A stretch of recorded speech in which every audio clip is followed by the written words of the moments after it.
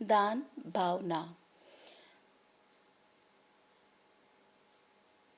श्रीनिवास नाम का एक बालक अपनी दादी के साथ एक नए गांव में रहने आया।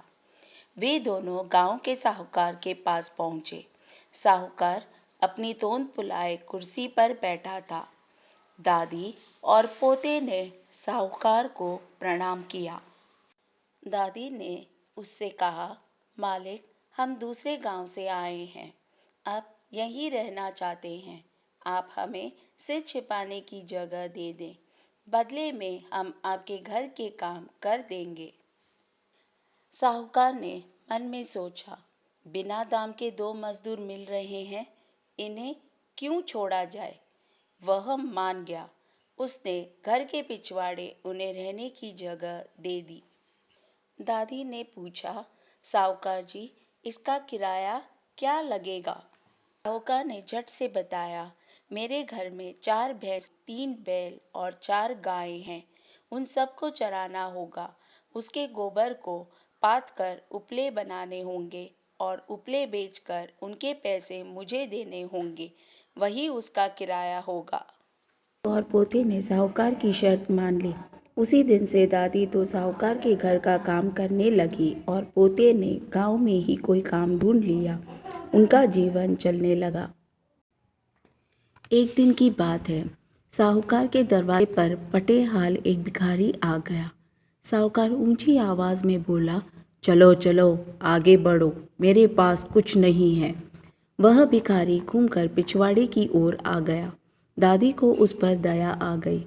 घर में जो खाना बना हुआ रखा था वह उसने भिखारी को दे दी। विदा होने से पहले भिखारी दादी की हथेली पर एक दमड़ी रखते हुए बोला, माँ, तुम इससे अपने पोते के लिए मुरमुरे खरीद लेना। दादी ने उस दमड़ी को अपनी संदूकची में रख दिया। वह सोच में थी कि आज अपने पोते को क्या खिलाएगी। तभी उसका पोता खेत से आया। वह भूखा था।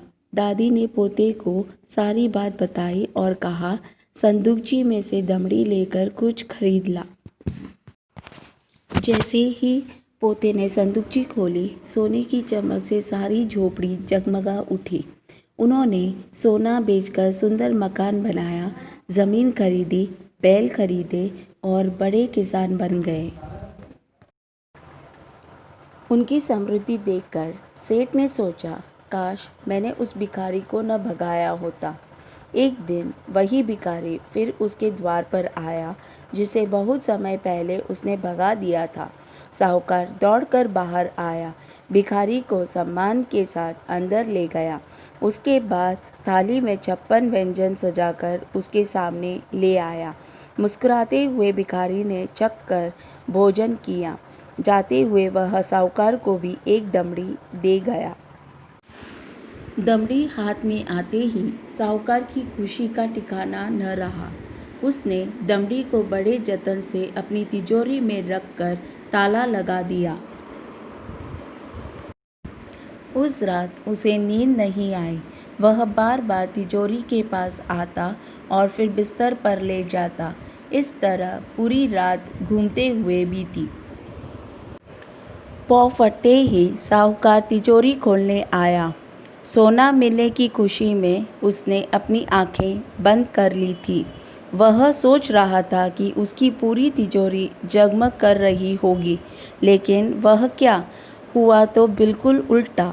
उसकी तिजोरी में रखा हुआ धन कोयला बन चुका था।